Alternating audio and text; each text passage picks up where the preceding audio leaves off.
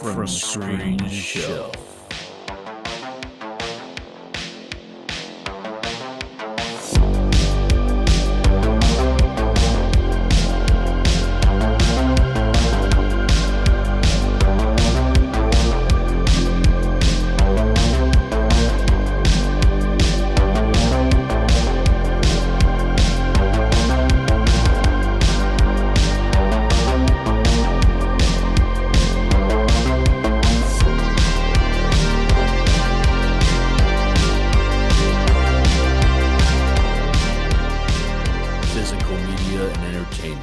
Silver screen to the palm of your hand. What is going on, everybody, from Screen to Shelf? My name is Will. I'm here with Gabe and Chase. Happy Halloween, everybody.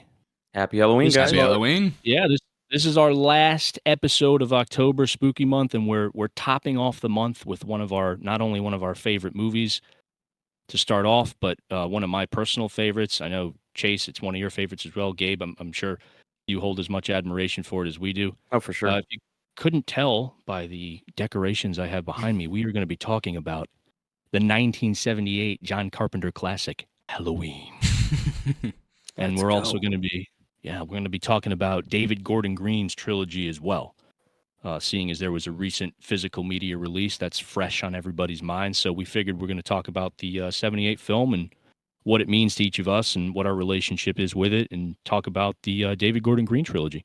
David Gordon Green is hot right now, coming off of, more recently Exorcist Believer, but I think Halloween Ends is still relatively fresh in everyone's minds. So he's been on quite a run with the projects that he's been given. So we figured it'd be nice to kind of segue into that and talk about those films for a little bit. And we'll save another episode for the other classics, Halloween 2 and the rest of the original films from the 80s and 90s. So we figured we'd save that for later time. But we're going to start off with 78. Gabe, I'm going to hand it over to you. And if you want to pick up and let us know what you think about 78 and what 78 is my favorite one. I mean, that's pretty apparent, I think, for most people. But 78 is definitely my favorite one.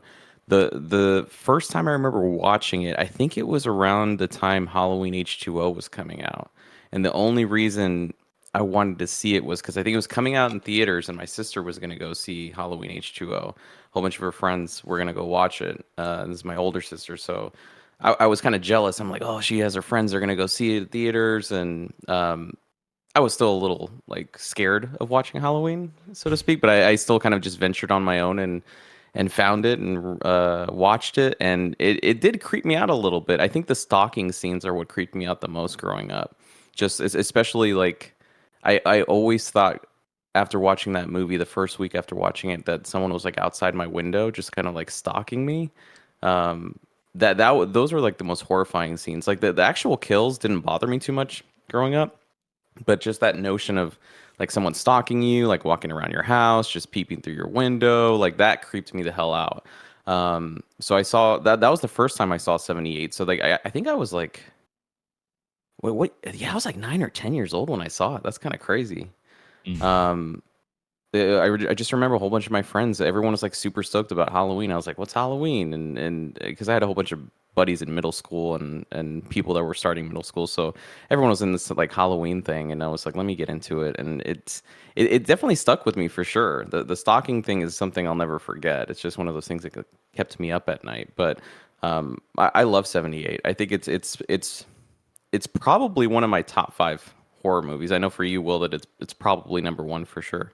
But I think it brought something different where it just wasn't kind of this kind of slash gore kind of thing. It was just this kind of paranoia, claustrophobia kind of deal.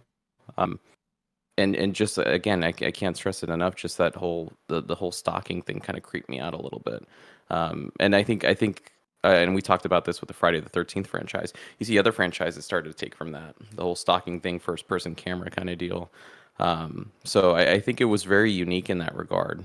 But it's something that stayed with me, man. I watch it every Halloween. sometimes maybe like once or twice a year I'll watch it. It's a solid film all the way through, and it has good characters. I think that's another reason I like it because I'm not. You guys know I'm not into like 100% camp. I need some like good plot and character structure and all that stuff. So, Laurie Strode's a great character. Some of the other legacy characters are also pretty interesting. So, it's a solid franchise, and I think '78 was a great Kickstarter to that, and brought something different that we hadn't seen before. So, the stalking thing is definitely a thing that creeps me out. And sometimes even now today, like I kind of like, when it's Halloween and it gets dark, I'm kind of like still like peeping out my window sometimes. Like you never know, man. You never know if some crazy psychiatric patient is just like stalking your house. Who knows? But Chase, what about you, man? 1978 Halloween. I actually got a hold of that one like way later. For 1978, the Rob Zombie ones were coming out, and I liked them up until I actually got a hold of the mainline franchise, like the Rob Zombie ones. I thought they were great until I saw the other ones.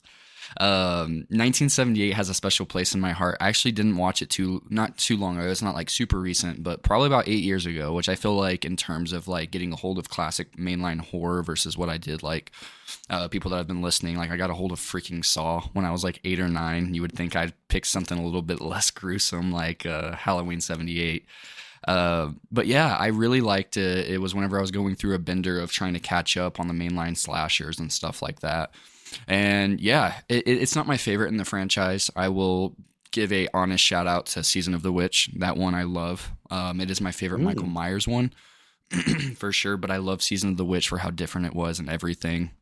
But going back to the original, whenever you go back and you look at the timeline of slashers and how many things were done differently, you had things like, I believe Mother's Day was coming out not too far off from that time frame. You had Black Christmas, which really was an ode to the modern slasher, and then Halloween wasn't too far off from there. So without any of those three movies, you really wouldn't even have Friday the 13th or anything. It's influenced not even just horror cinema, but cinema in general. And the biggest thing that I absolutely love about it is John Carpenter's score. That's one of the biggest reasons I tend to put in those discs, especially like the Scream Factory releases. Some of those have newly mastered Atmos tracks, and they just absolutely slap. Those are great, the classic Halloween theme, everything along those lines.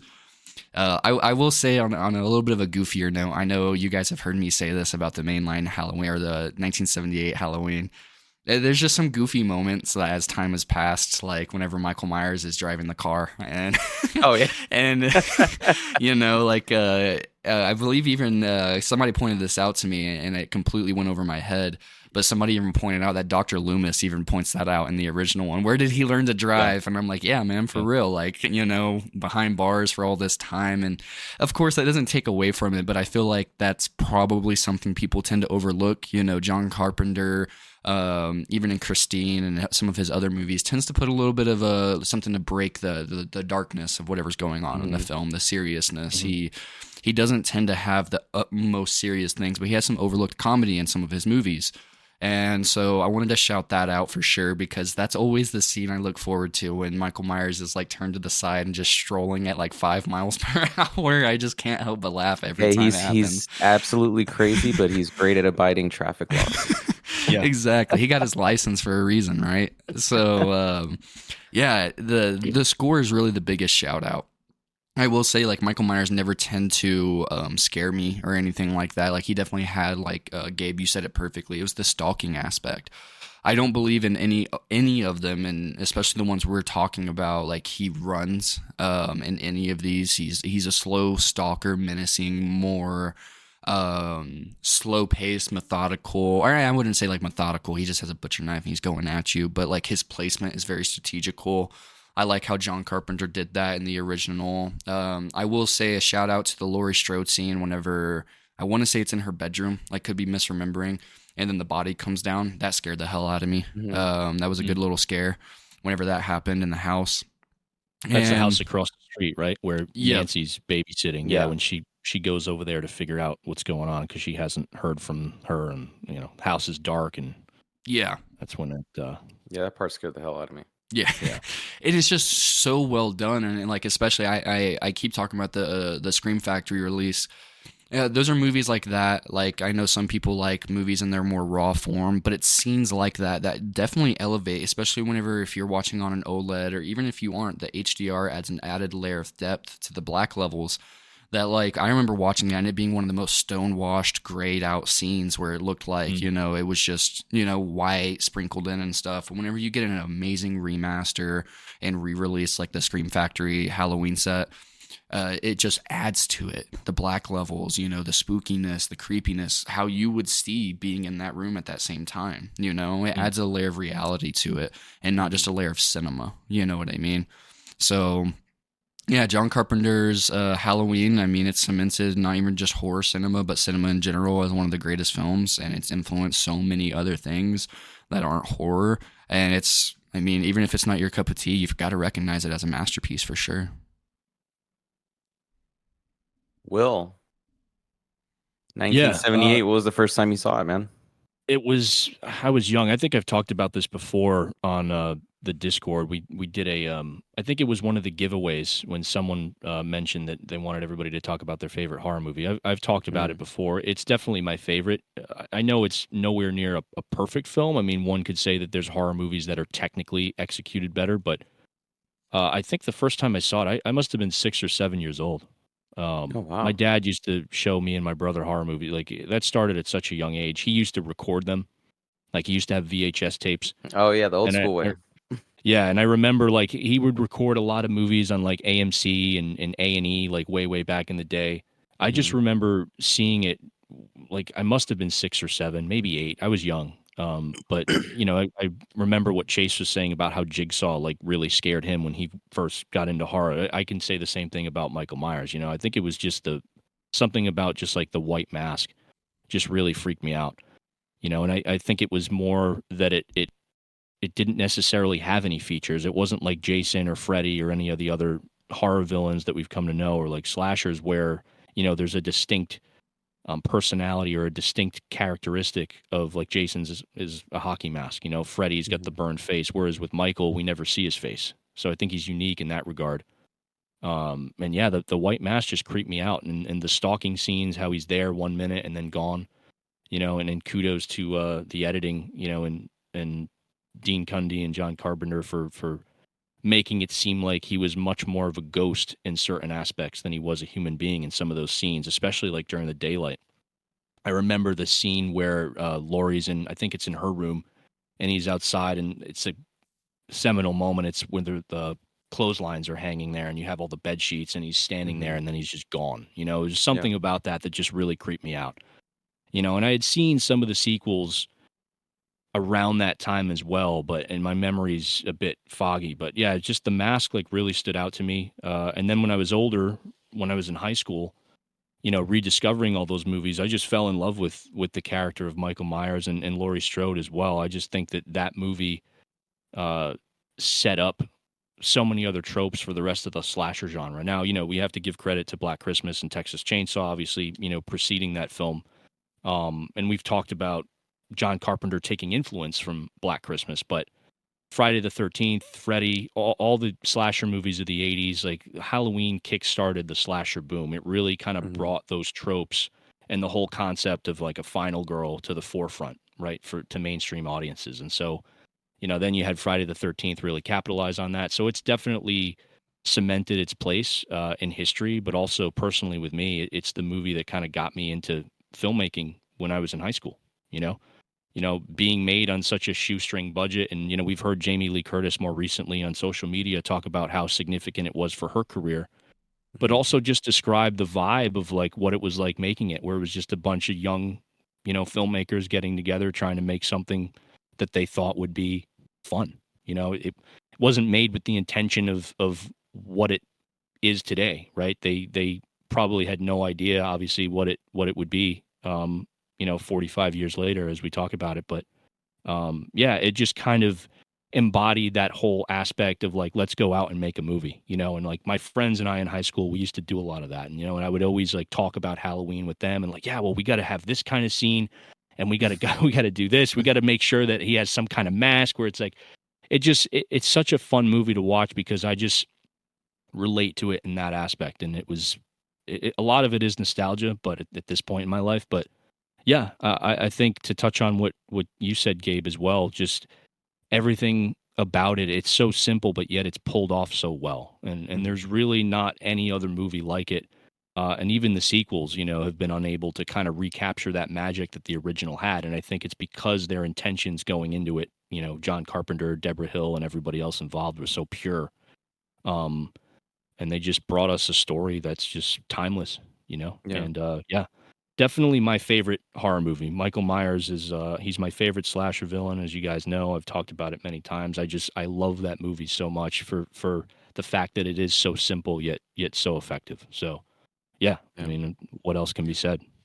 And I think just to piggyback what you said, man, it's that whole notion too of like what you said, like he's a ghost, right? And how many horror movies have taken from it? Because like I always think about the scene where Loomis is on the balcony, right, and you see him dead on the floor, and I mean, and you've seen it so many times where it's like he turns away, looks back, he's not there anymore. He's But gone. I feel like but in that movie, like is there something special about it, like the way they just did it? You know what I mean? Like I don't know if it's because it was like the first one to kind of do that, just kind of like turn away and all of a sudden he's gone, he's a ghost.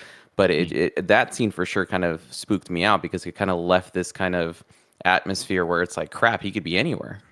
He's not dead. It's like, you shot him, but he got up, he walked off somewhere, and you don't know where he is, and that's how the movie ends. And that part kind of freaked me out too, just not knowing what happened at the end. That's a great ending. They also have the shots after he figures out that he's gone, right? We don't see him on the grass. You have different shots of the house and the street, and you just hear the breathing over the shots of everything just draped in darkness. It's again, that's like when I think of like a way to end a slasher movie, like that's like Halloween was the first one to do it, like to that regard. So yeah.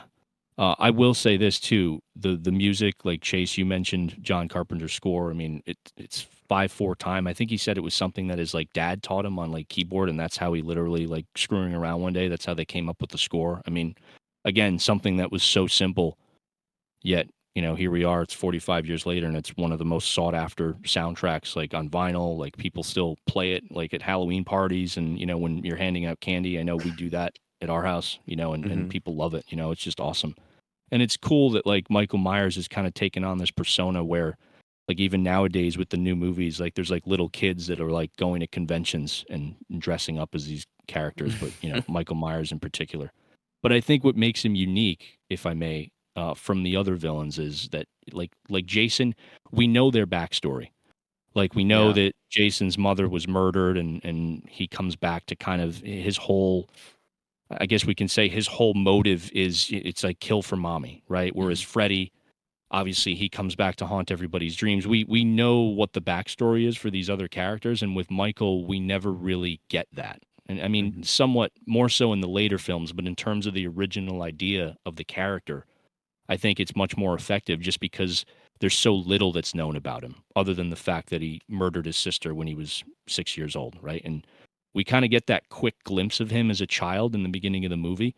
And I think that's like the last moment of humanity that we see from him, right? And then it's kind of after that, we just see him as a man in the mask. And that's why it's so scary is that, it starts off somebody that was once a young child with like maybe some kind of emotion. And now it's just void of that, and that's what's so great about the mask too, is that it's a blank canvas for us to kind of project our fears or our ideas, I guess, of what Michael is or who he is behind that mask. So I think that in itself is just, it's like genius in a sense.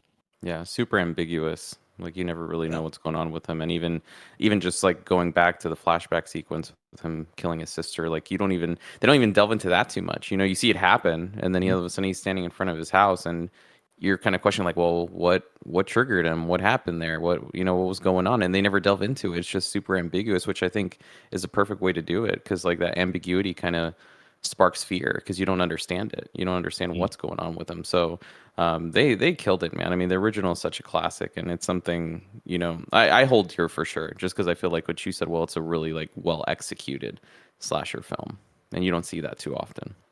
And shout out to Donald Pleasance too. Oh yeah, for sure. Should. Yeah, he's kind of like the arbiter of like explaining what Michael is to audiences too, right? So like Loomis is kind of the he's presenting what his idea of Michael is to the audience, and that is, that he's pure evil and he needs to be destroyed, or locked up for eternity. But obviously, we see how that works out when they try to just lock him up. Never works out. Hey, Will, I No. wanted to shout something out, and I needed, Yeah. of course, people will see it if they're watching the video, but for the audio only, folks, you've got one of the sickest. I'm a hockey fanatic, hockey nut. So I had to let people know that you're over here repping a Haddonfield hockey jersey, and it's one of the coolest things ever. Yeah. It is awesome, Yeah. man. Super sick. Yeah, for anybody that's interested, shameless plug here, geekyjerseys.com. Check them out. They do a lot of horror, and they don't just do horror. They do a lot of sci-fi. They do comedy, like a lot of 80s and 90s stuff particularly. But yeah, geekyjerseys.com. Check them out. I got the Haddonfield Slashers jersey on. Yeah, it's just just so super cool. That's super Super sick, cool. man. They great. Like if you like hockey, it's right up your alley. I've seen Kevin Smith wearing these. I think that was when I was first, introduced to them. But yeah, check them out if anybody's interested. Geekyjerseys.com. Really cool. Really cool stuff. And as much as the 78 is a classic, I think we're going to start delving into the The fun part. the fun part, the David Gordon Green trilogy, which I think all of us have different opinions about, which is going to be interesting. We delved into it a little bit with, I think it was that Exorcist Believer video, like before it came out, and it was hard not talking about this trilogy with that movie, just because this is kind of David Gordon Green doing that same thing, where it's he's reviving a classic and kind of putting his twist on it. So Will, I'm gonna let you start off with this, man, because obviously this is a film franchise that you're very passionate about. So I'm curious, like, what I don't know if you guys would want to start with 2018, if we just want to kickstart it with 2018 and kind of go from there. Yeah, I think we could talk about 2018. I mean, 2018 was significant for fans of the franchise. It had been, it's the first Halloween movie since Rob Zombie's Incarnations, and it was specifically it was important because it was 40 years later. So we also had this whole anniversary aspect to it, right? The rights were up for, sale. The Akkad, I should say, Malik Akkad, Mustafa Akkad's son, who now owns Trancas International Pictures. They were shopping around for a studio and a production company to kickstart a new Halloween franchise, and it ended up in the hands of Blumhouse. And Universal, and I think Miramax was co-producing on that because they're obviously in the opening credits and they're listed as a production company as well. But yeah, the story goes that Blumhouse acquired the rights, and the Akkads, or I should say Trancas International, wanted to make more Halloween films. And John Carpenter was approached by Blumhouse, and that conversation went along the lines of, look, they're going to make these movies whether we're involved or not. They're going to want to put them out there. They think it's time to kickstart a new trilogy and introduce, Michael Myers and Laurie Strode to a new generation of fans and moviegoers. And so, John Carpenter was approached to not only reprise his role as composer and work on the score for these movies, but also as an executive producer and a mentor, if you will, to David Gordon Green and company, who they brought on to write and direct, co-write, I should say, with Danny McBride. So it was interesting because this is the first time, I think, in many, many years that John Carpenter was involved so much more than just being someone to give approval, right? And we've heard stories from him over the years of like, oh, yeah, I got a call from this guy. They're making a new Halloween. I said, yeah, go ahead. Make it your own movie. And he talks about, the time when he talked to Rob Zombie about those movies, and that, he really wasn't involved in any aspect other than just somebody to go seek approval from, which I'm sure got annoying after a while. But this was significant because they actually wanted him to be more involved, and I think that had a lot to do with Jason Blum and David Gordon Green. I think they saw it from the aspect of like, well, listen, if we're going to do this right, we got to bring Carpenter back into the fold, and to have him reprise his role as a composer and do the score, that was like a big selling point for a lot of people, for me included. I was actually excited, because it was more of like, okay, he's actually involved in this process, and he's actually going to be there on set, throughout the making of at least for 2018, to kind of point them or steer them in the right direction based on how he thinks, this should go, right? So that kind of sold me on 2018, because I said, okay, this could actually be good, right? They're not just saying, okay, yeah, John Carpenter said it's cool, let's go and make whatever movie we want to make. They actually kind of brought him in and brought him. He was in house for the most of that movie. So yeah, it takes place 40 years later. We're introduced to Jamie Lee Curtis again as Laurie Strode, who's kind of turned into this. She's kind of living a life of isolation, almost like a hermit in Haddonfield, but at the same time she's got this like Sarah Connor vibe where she's just been preparing for Michael Myers for, over the course of 40 years since the events in 1978.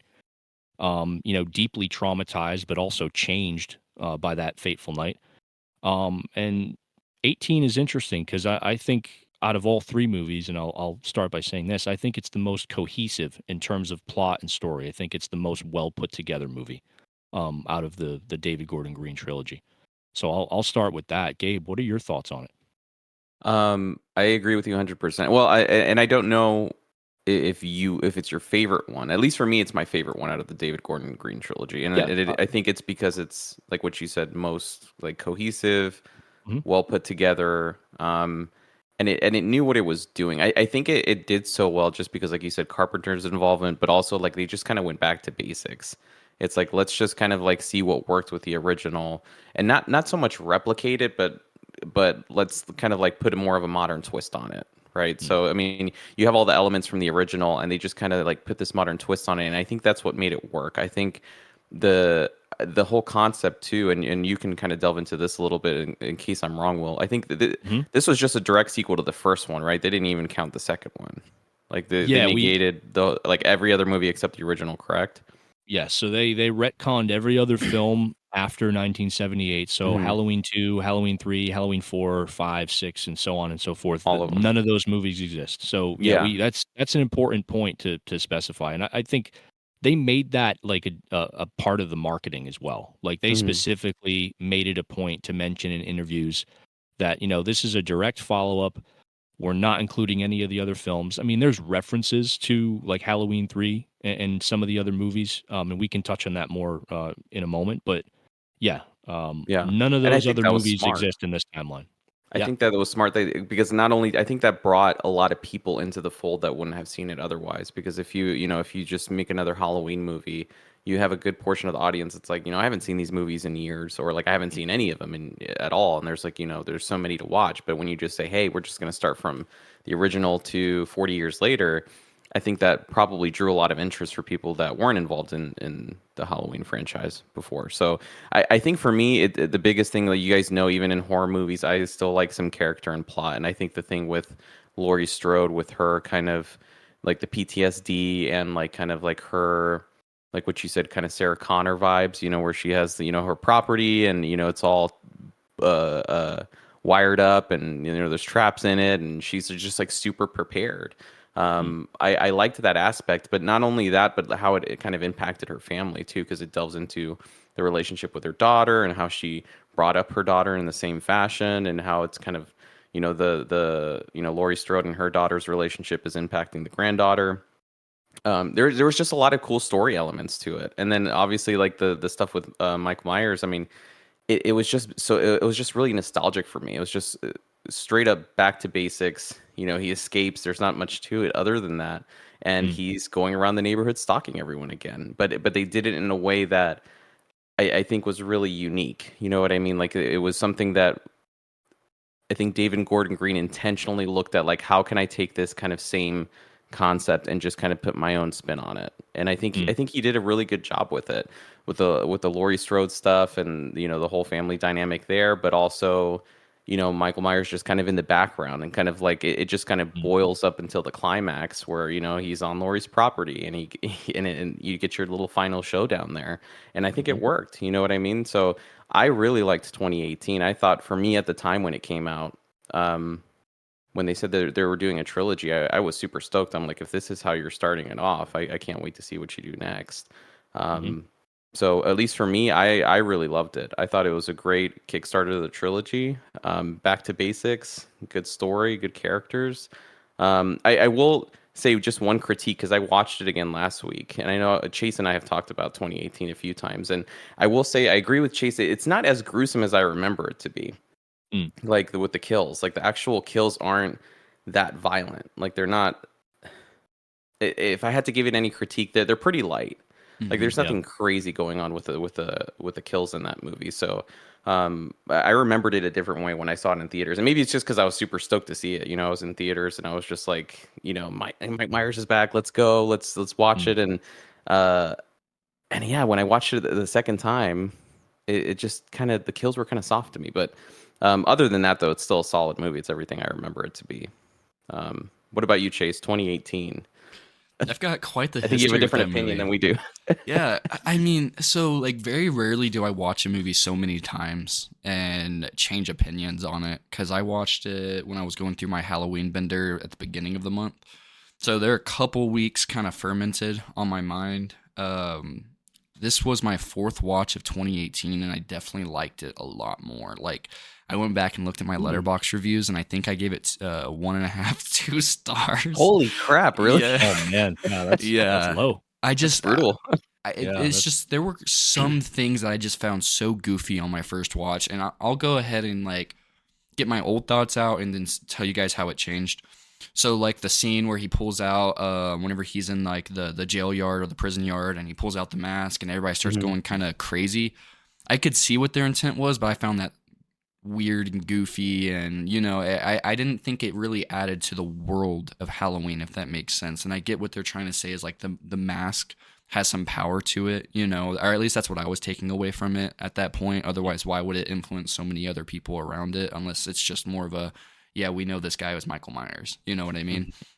So then at first I really did not like the PTSD driven Laurie Strode. I found her originally very annoying. I found it very annoying. And then what I found more annoying is, even though she was right, everybody was ignoring her as if she just never went through this. Like, hey, that was a figment of your imagination type of situation and stuff. And I found that annoying previously. And then I guess I didn't necessarily care for the final standoff before. But going full circle, yeah, a 4 out of 5 is what I just recently rated this. I believe it might have been 3.5. That's a big bump. Yeah, That's huge. yeah, and I think it had something to do with I watched all of them chronologically, so I had to go through so many bad Halloween movies from like 5. Then I hit Resurrections, and I skipped over the Rob Zombie ones because I knew we would be doing this episode, so I went straight to the DGG trilogy. And it's I don't know if it's as much as I just had a new appreciation for the film after going through so much bad in the Halloween franchise.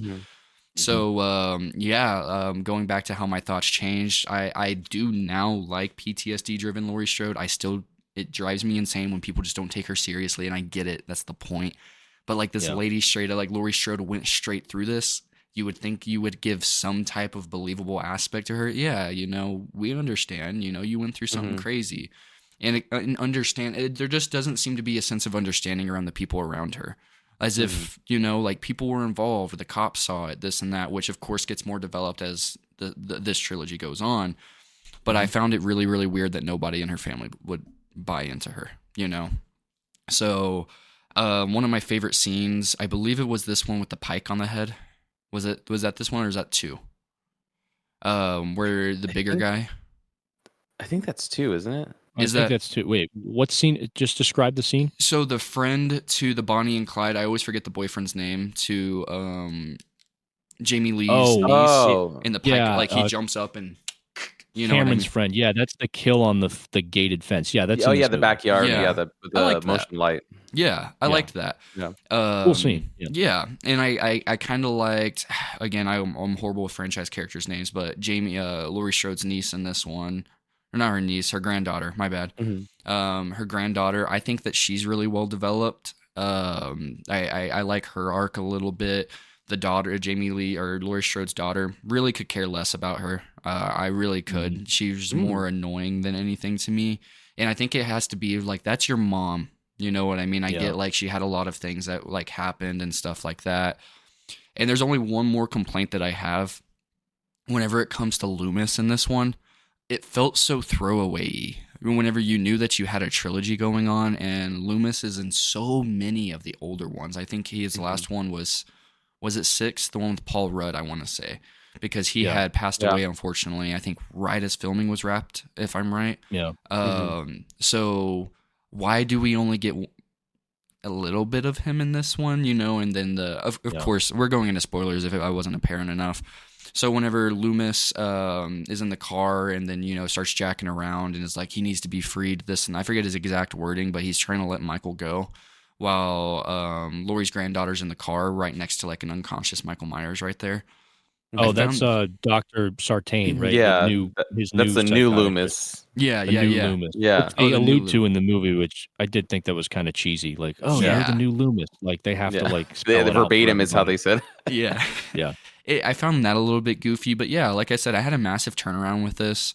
Very rarely do I watch something. I think somebody even called me out on the Discord server for that. Like, dude, you had to watch this movie 4 times to like it. I mean, yeah, for sure, because just taste changes. You know what I mean? And like to Gabe's point, it wasn't as gruesome. I kind of appreciate a little bit more of the final standoff because of how it goes into kills. But that's pretty much mine outside of like the 4K. I kind of wanted to shout that out a little bit. It's a BD66. I think they should definitely re-release that on a BD100 because there's definitely a lot of dark scenes that should be a little bit darker that could definitely be elevated and some fine details. But otherwise, I think it's a really good homage. And like Gabe said, like you would think with how strong that started out, even though I didn't like it at that time, it just changes, and we'll go over that once we get into kills. Yeah, I do want to say one thing, just because I appreciate that they did this, because you don't see this happen in other slasher movies. With Laurie Strode going through her house, she has those damn buttons where she clears a room and then the gate just closes. Yeah, and I'm like, that's so fucking genius. I'm like, I mean, because every time I watch slashers, I'm like, can you just close the door? I'm like, close the door. You cleared the room. You know what I mean? Just so you can, But I'm like, no, this lady has freaking. Switches all throughout her house. I'm like, that's freaking genius.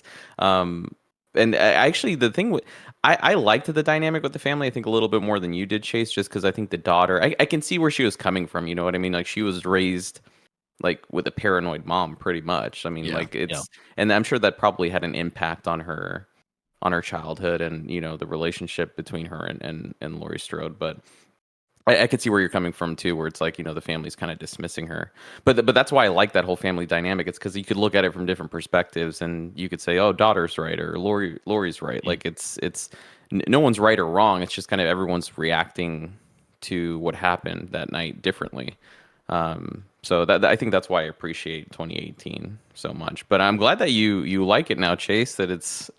You gave it a what is it, like 3 or 4 more stars than previous? Like that's pretty. I just didn't like it, and I don't know. I really couldn't tell you like what I didn't like about it. I just remember going to the theaters, watching it, and just not liking it. But also, like as much as I like the original and 3, Halloween isn't necessarily my favorite as a franchise.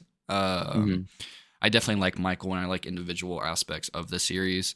But I will also shout this out and say this is one of the stronger remakes out there for sure. Especially, I went through a remake like little thing this month where I watched like the Texas Chainsaw one, Friday the 13th, like all the remakes from like the 2000s upwards, Black Christmas and stuff like that.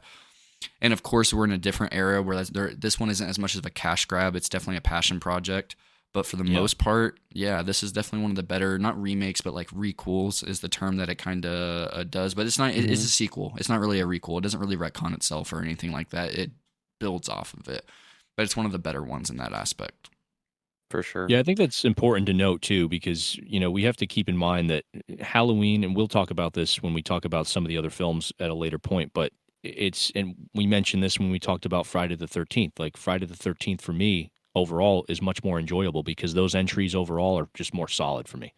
I think Halloween is one of those franchises that unfortunately suffers from the ball being dropped like in many ways at certain points in the franchise. And unfortunately, I don't want to get into it, but the ball was dropped so much and it took a while for it to recover. So, there's a lot of people out there that don't like 2018 and they have their reasons, but I think we got to approach it and look at it from a perspective of, this is a really solid Halloween movie and the first really, I guess I could say universally liked Halloween movie that we've had in quite some time. Quite a while. So, I definitely appreciate it more so in that regard.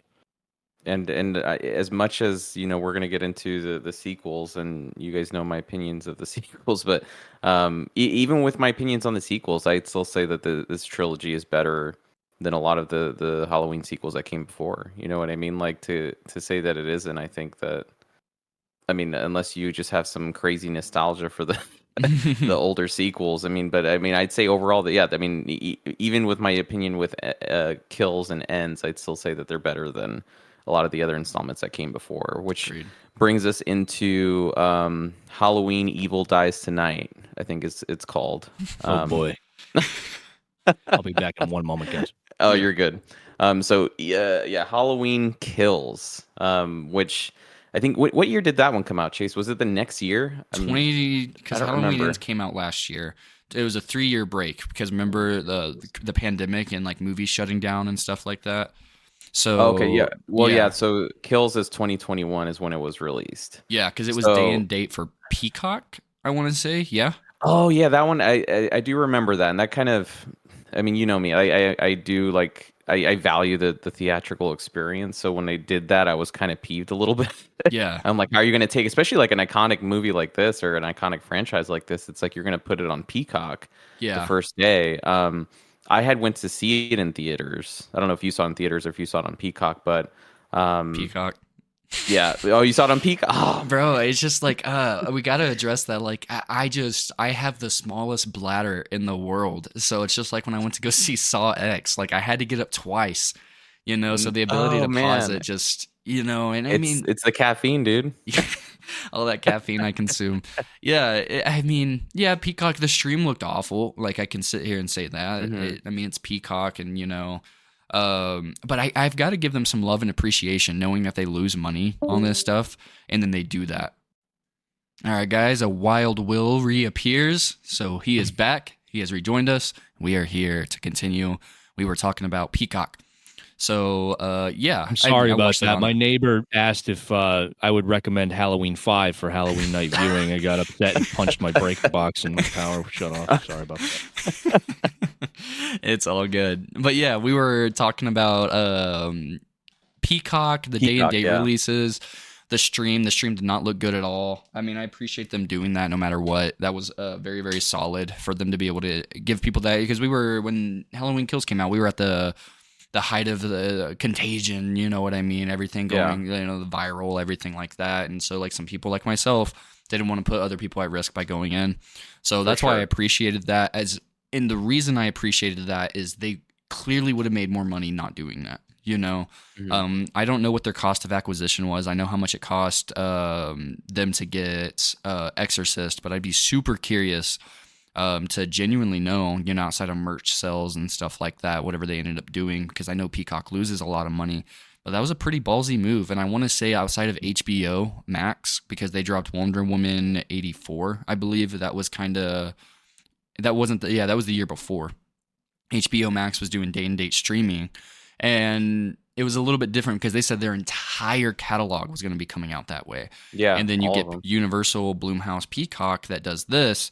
And that's a bit more ballsy for a horror movie, especially whenever you're milking pennies in the aspects of millions. That's how they're counting it when it comes to horror movies, right? Because a lot of these come out with like 10, 15, $20 million budgets, which that's still a lot for a horror movie, depending, right? And for them to do that and be willing to lose the money just for people to get out there and watch it, I kind of appreciate them to be able to accommodate people in that aspect. But yeah, And I forgot it was peak COVID, like you said too. So like obviously if you wanted to see it in theaters, I think that was cool that they let you do that. And if you wanted to kind of, you know, avoid getting sick or avoid getting others sick, I think that was, you know, a good option too. But I mean, I don't know how you saw it. Well, did you see it on Peacock or did you go to the theater to see it? I saw it in the theater. Yeah, I saw it in the theater with a couple friends. It was a decent crowd. Like I was actually wondering that, like going into it, like I wonder how well this is going to do in terms of its theatrical release. Because, you know, we were still, you know, big into the pandemic and there was still a lot of fear out there about whether or not, you know, a movie theater is the best place to congregate, you know, on an opening night, you know, for a movie. But yeah, we saw it in the theater and it, you know, was a good experience overall. But I know a lot of people that decided to stay home, you know, a lot of people in our community that decided to just stream it. So, Yeah. but yeah, I mean, it was great that they gave people the option to do that. And I think it came from a good place. I think they just wanted as many people to see it as possible. And they figured, you know what, let's be gracious about it and give people the opportunity to see it, within the comfort of their own homes, and Yeah. going to the movies can be a lot for people. For some people, normally, never mind, in the middle of a pandemic. So it was great sure. that they gave people, that option. So, a lot of respect for Blumhouse and everybody behind the scenes for getting that done. So, Will, what did you think about Evil Dies Tonight or Halloween Kills? Evil I mean, Dies Tonight. I think it makes a great drinking game. Just pour out a bunch of shots and go to town. I mean, so here's the thing, and I've talked to you guys about this. I've talked to other people about this. I really like aspects of this trilogy. Overall, it's a mixed bag for me. I think, as I said before, 18 is definitely the most cohesive. I think they did a lot of great character work, like you were saying, the whole dynamic with the family, with Lori, Karen, I believe her daughter's name is, and Allison. That was something I would hope they would continue with in Kills. I was hoping to get more of that, and instead, I just think Kills just really falls apart for me. That's where the plot in this movie, the story it's all over the place. I'll just put it that way. There were scenes in this movie and moments in this film that I think could have easily been taken out, and it doesn't affect the movie at all. The hospital scene is one of those. I think that's the one that stands out to me. I get what they were trying to do, and we talked about this with Exorcist, and I'll mention it again here. It's one of those cases where you have a contained story with the original film with 18, and then you try to expand on that, but you go a little bit overboard, in my opinion. You just open it up too much, and it just kind of takes away from anything that was scary or anything that was really well done in 18. It just doesn't hit the mark with Kills. Now, I will say this: the things I liked about it, like practical effects, which I love. I mean, a lot of that is present. Christopher Nelson and crew did a fantastic job with the mask, and after he comes out of the fire, that was all really well done. We can see how that mask has changed. They did a lot of great work, and they capture that really well. There's a lot of great shots of it. So I like the Kills. If you're somebody that is just going to see this movie for just great kills and like a lot of bloodshed, I guess I could say, it's definitely there. This movie is definitely one of the most violent movies I think I've ever seen. I think it has one of the highest kill counts I think I've seen, at least for a Halloween movie. Other than that, I mean, there's not really much that stands out to me. I just think the character work wasn't there. I think it takes the whole mob mentality thing too far for me. It's too on the nose.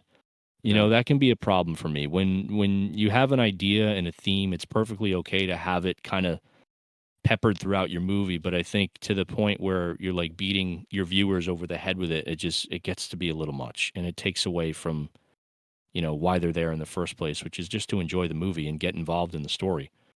I think the atmosphere was a little bit better in terms of the lighting, cinematography wise. I think this movie was lit slightly better than 18. Now, in terms of atmosphere, 18 still had a fantastic like fall Halloween vibe. I think that was done well. I think that's done well throughout all these films.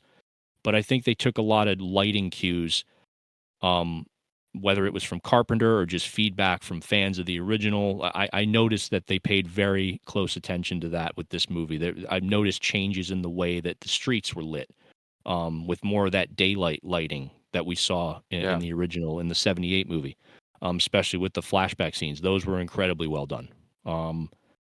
What I wanted more of, though, was kind of like slower paced stalking. And I'll say this, you guys were talking about some of your critiques with 18. That's really my critique with this whole franchise is there's not a lot of moments where we see Michael stalking like we do in 78. And that's kind of been absent from this whole trilogy. And we'll talk about ends in a few, in a bit, but I just wanted more of that. The one scene in 18 that I thought was so well done was the scene where it's Halloween night and he's kind of free to roam around the neighborhood, and it's that big tracking shot. I think it took them like 19 takes or something like that to get it man, that's perfect. crazy. Yeah. They spent a lot of time on that. But it shows. I mean, it's incredibly well done. The tension is there and you're kind of wondering like, okay, what is he going to do next? And I just think it was executed so perfectly. That's like my standout moment from 18. And I just wish we had more of that here. Because with kills, it's much more violent. The kills are much more creative, so to speak. A lot of them are very brutal. The whole Mhm. pincushion kill with the old couple Mhm. in the beginning, that was like brutal. Like I actually Yeah. was like, wow, they're really like not cutting away. Like that was like Mhm. incredibly well done. But that's something that's like effective and something that stays with you as a viewer. Like holy crap, that was like I feel bad watching this. Like it's not even entertaining anymore. I just feel like a bad human being as I'm just watching this poor guy, Michael's like testing out his knives and Yeah. finds the one that he wants and then he just leaves them both there to die. I mean that is like absolute savagery. Um which it's great. It's effective. I just wish we had more of that throughout the rest of the movie. Mhm. The editing was much more fast paced, which I get why. Like I get what they were going for. It was trying to replicate that chaotic atmosphere that Haddonfield was experiencing due to the events of 18. Or this takes place on the same night. We should specify that as well. Yeah. But I just think Kills, story wise, plot wise, it just the work wasn't there, and that's kind of why it kind of took me out of it. So the Mhm. highlights for me with Kills are definitely the flashback scene and some certain kills in the movie. I mean, I like the kills, but other than that, I think the character work is lacking. The story is kind of all over the place. So I'd say this: Kills is probably my least favorite out of all of the three movies in the Okay. trilogy. I yeah, so with me, let me get the positives out the way because I have a lot of negatives to discuss. But the positives, I will say that flashback sequence, it might be one of the best film sequences in the entire trilogy. Like Hmm. just the atmosphere he was able to capture and just the I don't know if it's like I mean I'm sure a lot of post-production stuff with the color grading and just Yeah. how they got that atmosphere but man that was just so well done and I thought we were in for a treat. I'm like watching this flashback sequence at the beginning. I'm like, man, this is incredible. Mhm. um and a lot of the kills in that movie, like you said, well, I mean, they're really brutal, they're really creative, which is fine for me. I mean, I think it's a sequel, you want to elevate a little bit with a lot of the violence and the gore. I think the kills were a lot better than 2018. After kind of watching 2018 again. The issue I have with kills is, I mean, there's plenty. I think my biggest thing, it's two things. One, Laurie Strode's in the hospital all night, right? So like you don't really get any interaction with Michael Myers and Laurie Strode. She's just in Hmm. the hospital the entire movie. Meanwhile, he's wreaking havoc, everywhere he goes, and she's just kind of in the hospital. It's almost like they went back to Halloween 2. She's back in the hospital again, and Yeah. that's where she's at. But so there's no real interaction because I would have loved to see that, right? I mean, like the ending of the Hmm. first one, he's coming or he's in the burning house, and I would have loved some kind of confrontation with him just to kind of see Yeah. like what the fuck's going on. So that kind of bummed me out. So you don't really get that. The second thing that really kind of pissed me off a little bit is they brought all these like legacy characters back, right? So like the kids that I forget their name. Is it Tommy, right? Tommy and the Yeah. It's kids that she was watching. Tommy and Lindsay. Yeah. Tommy Yeah, and Lindsay. and then also like the girl that was with Loomis, Marion, I think is her name. I'm The sorry if nurse. I'm Yeah. butchering. Yeah, so like they brought all these legacy characters back, and a lot of it was just to kill them. Like, Throwaways. yeah, throwaways, complete throwaways. Like there wasn't Mhm. anything significant other than it reminds me of that scene. I think it was in Scream 5 or Scream 6 where they go over like the requel or the rules. It's like legacy characters The Yeah. legacy disposable character. at this point. Yeah. You Yeah. guys aren't safe Yeah. anymore. It's like it's over. So it's like yeah, I'm like this just kind of does that same thing, and it's I didn't understand. It's like why go through all this effort to bring these characters back if it doesn't add anything to the plot and it doesn't really advance the story in any way. So that was kind of annoying. And then the last thing, which I mean I've already emphasized, the evil dies tonight thing.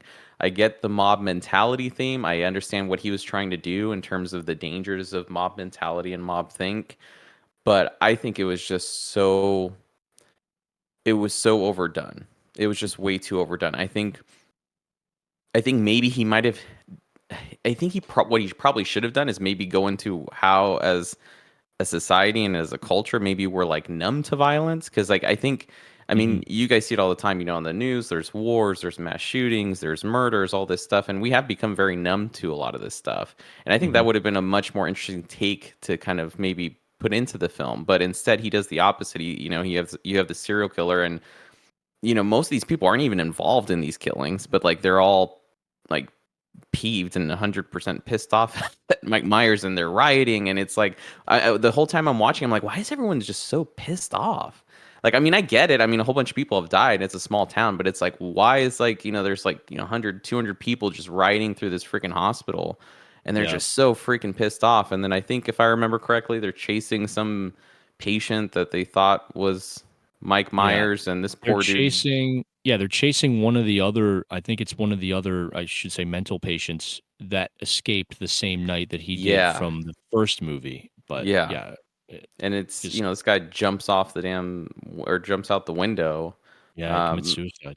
Yeah, and I just didn't understand what he was trying to do. And like what you said, well, I think you worded it perfectly, where you said it's too much on the nose, right? It's like you're 100%, you're like, okay, you're just trying to push this mob mentality thing, but it's just not working. I think that everything that he did in the first one with like Laurie Strode, with the family dynamics, with all of that stuff, just gets pushed to the side, and you don't deal with any of it. I don't even remember, to be honest with you, a lot of what Allison did in this movie.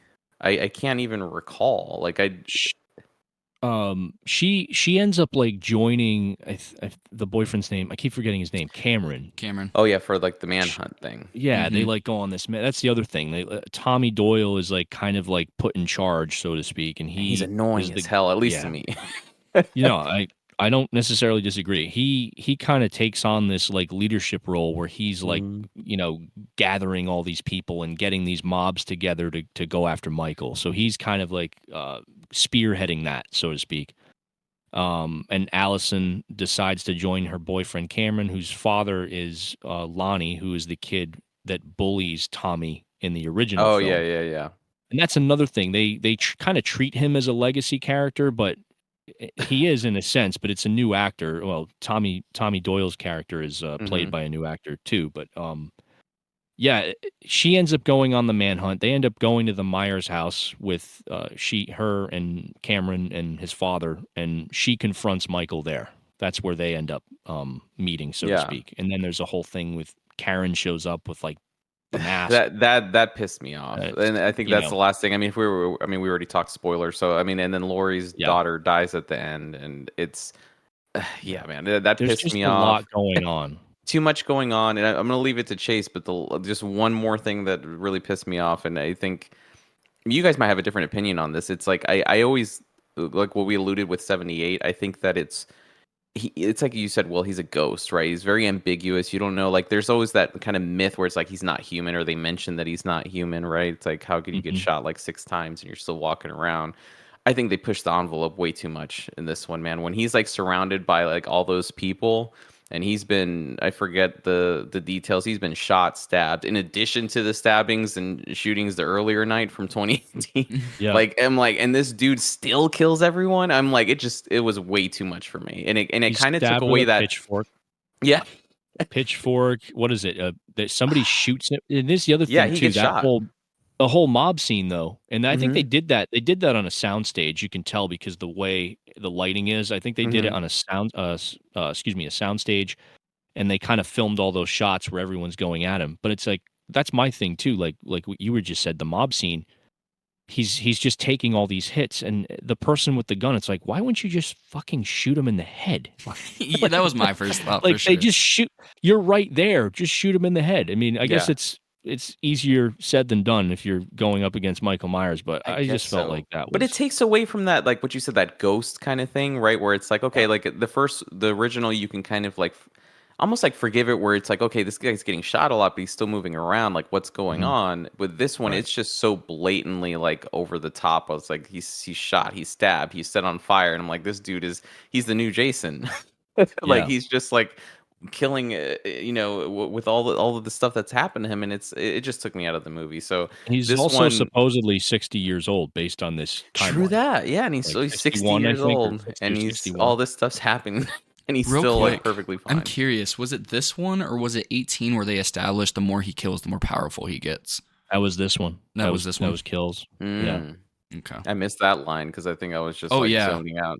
It's like such a pivotal It's line. an interesting line. Yeah. It's an interesting way to go about that. I just think it's like Gabe was saying, you establish something in the original movie.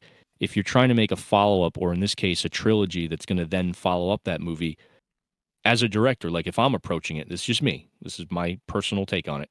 I would just try to stick as closely as I possibly could to those guidelines, to those parameters, because you don't want to take away the mystique of that character to the point where it's like, okay, well, you can just do anything and this guy will come back. That makes him like Jason. That makes him like Freddy. It just, at that point, he's just like any other slasher villain, right? And nothing against save it Jason for the end. Like save that. Like that scene could have been something on the last installment where it's like, this is the climax of the entire trilogy. He's getting shot, he's getting stabbed, but he's still going at it. And at that point, maybe I would have forgiven it. But when I know this is only the second installment and he's going to come back for more, it's like, this is too crazy for me. So, and we'll get to that in a second. But Kills is the bottom rank. Yeah, Kills is probably, for me at least. Chase, we're interested to hear what you think about this, because I know originally you, like you said, you gave 2018 1 star. So as of today, what are your thoughts on Kills? I feel like sometimes I exist on the podcast solely to come in with different takes and different tastes. This is my favorite of the trilogy, and I used to really like Ends, which I'll get to, and I still love Ends. I think it's different, and I like it a lot. I just have gripes, which I think we all have the same gripes on that. I love Kills. Of course, I still have my complaints about it for sure, but also when it comes to slashers, one of the things, well, I kind of want to do something that you did whenever you were segueing into 2018 earlier. Because while you guys were talking, I was trying to find out how much the cost of acquisition was for these film rights, but it looks like they just ended up with them. I can't find any cost of acquisition for these because these films made almost $600 million. So they made money, clearly, right? But with what I was reading, it was saying that originally it was going to be filmed back-to-back, which I always love that stuff. Pearl, X, great example, right? Film back-to-back and you have a sequential story. But it was altered and changed based on the feedback. I think you guys had touched on that. From 2018, the pandemic shut it down for a little while, and then it came out a little bit later than it wanted to. So it seems like I have to get this out of the way. As much as I'm about to give so many positive thoughts about Kills, I love whenever things like write the whole damn trilogy, put it out there, and stick to it. Don't listen to what we're saying, what anybody else saying. Stick to your damn vision. You know what I mean? So, because like listening to people doesn't get you anywhere but outside of your own train of thought, right? So I needed to say that because it looks like they went back and rewrote this based on that. So where I'm getting with all the positivity, actually, no, let me get my negative stuff out. I have the same thoughts as everybody else universally. Evil Dies Tonight. I have a different complaint than I heard you guys say about it. That patient that they're going after, and with all due respect, I'm not trying to body shame anybody. That's like looks nothing like Michael. It looks that's like looking at Danny DeVito and being like, that's Michael Myers. You know what I mean? It's completely different body build. He looks like Danny DeVito's Penguin from there, and it doesn't make sense. Like Michael's like what 6'4", slender built. You know what I mean? Yeah. That made no sense. Had they cut that part out, not the whole part, but even shaved 5 minutes off of that. Even 5 minutes, I think the pacing would have been a lot better. As much as it, or even just used cutaways to come back, come full circle, you know, hey, here's really where Michael is, because none of us as the audience believed that was Michael. Nobody did. I've never seen anybody anywhere in any reviews, any talk, discussion, anything, believe that oh man, they got Michael. No, because if you go back to 2018, they show you the back shot of Michael. This is not Michael, you know? And I get that was the point, the mob mentality, but I agree with everything Gabe said. I appreciate what they're trying to do. The small town sense of community, which they even elevate a little bit more in Ends to my personal flavor. But yeah, okay. So to my positive stuff. So the firefighter scene, man. I always talk about that. If you've been in the server, I always go on about how much I fucking love the firefighter scene, man. Like the shot whenever he axes one of them in the eye and it's got the camera right there and then it falls back. And then it's just, I love when slashers are done differently. Like I agree with what you just said, Will, sticking within the parameters of what makes them them, right? But this movie also established that the more that he kills, the more powerful that he gets, which I seem to think that they forgot about in the next entry. But he's just powered up. Like, he's getting +1 XP for every kill, So, like, he's leveling up. He's over there playing an RPG while we're trying to live in reality. So, to that note, I love that scene. I love, like, this is the pincushion one, right? That I think you were talking about, where he's, like, testing out his knives and stuff like that. Yeah, with the old couple. The old couple. Yeah. And then this is also the one where you have the couple that moved into the Myers house, and then he ends up going back. I thought that was interestingly done. I just think that's probably one of my favorite scenes in the movie, actually, that whole dynamic there. Yeah, it's really, really well done. I like that. Another negative that I kind of forgot to touch base on is, had they not went back and rewritten this, they had something absolutely incredible. They could have kept a lot of what was in this, instead of trying to get you to care about characters that weren't even cemented in the first one. I've said it many times, and this is one of the perfect analogies for this. This is like a Neapolitan ice cream. If you like chocolate, you like vanilla, you like strawberry, all three of these have a different flavor and taste for what you might like, right? Yeah. This one had the Season of the Witch shout out after Myers kills them in the park. They have the green witch mask, which I loved. Of course, I already said earlier, Season of the Witch is my personal favorite. Not obviously it doesn't have Michael Myers, but I love that as a Halloween movie so much. But another goofy one, whenever they're in the car and stuff like that, and then he kicks the door. How the hell does that even happen? Like she shoots herself, like, physically. How does that happen? But I can stop complaining about that and then just laugh about it every time I rewatch that one. It's fun, it's goofy, it's corny, and I kind of appreciate that. I'm trying to remember exactly. Yeah, okay, so the mob, and not the mob mentality, but the mob fight at the end. That's probably my biggest complaint, even over Evil Dies Tonight, because I can kind of overlook that and just tune it out, just because it is goofy. But I couldn't, because they honestly wasted so much potential in a different way than I heard you guys kind of spitballing between each other. So the thing is everybody was taking one hit each, backing up, and then being like, "Hey, you go." No, everybody jump in like it's open range, Like, dude, it's an RPG. They're just taking turns. It's Final Fantasy, right? So, like, they got to let their bars cool down and stuff like that, and their meters and supercharge. That was the part I just didn't get, because they would be like, "All right, you go," and then same thing. Guy had a gun, and I get it. It's Hollywood, and they got to finish their trilogy. But also at the same point, that would have been a really good way to give us what we did get in Ends, which, I keep saying I like Ends. I'll go into that with how they should have done it a little bit differently. I just love, I love, how it goes outside of your typical Michael Myers, because it kept it fresh enough, right? It gives you something different. And I think it's really that line that some people tend to overlook, where he gets more powerful the more he kills, And again, that was cemented here. And then he just goes crazy, And I think that one little line that some people either heard or didn't hear kind of sets the stage for it, but ultimately doesn't give you a payoff because of what happens in the third installment. It makes no sense. The installment ultimately, chronologically, ends up making no sense, even though one line helps it make sense, right? With what's going on. You would think that Ends would have done something a little bit bigger, because that's what I thought he was. I thought he was just leveling up the entire movie because of that one line. But yeah, I love Kills. I think it's goofy fun. I think it's just a different type of Halloween slasher. Again, I can't go on about how much I love that firefighter scene. I think it's super well done. Like, he just looks at them like they're chump change and is super inconvenience, and then he just absolutely mutilates all of them. And the way that it was shot, I really like too. So, yep, there's my different take. Mr. Hot Take. That firefighter scene is cool. Yeah, it's probably one of the best scenes in the movie, like with the flashback scene that Gabe and shout out to that I talked about. But I mean, dude, PCP is a hell of a drug. That's all I gotta say. Michael was pumped full of it that episode, or that installment. Oh yeah, dude, he must have been, because damn.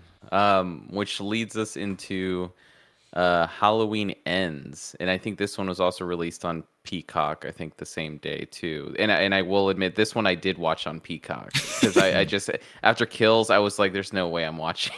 I'm going to the theater to watch Ends. So Will, what did you think about Halloween Ends?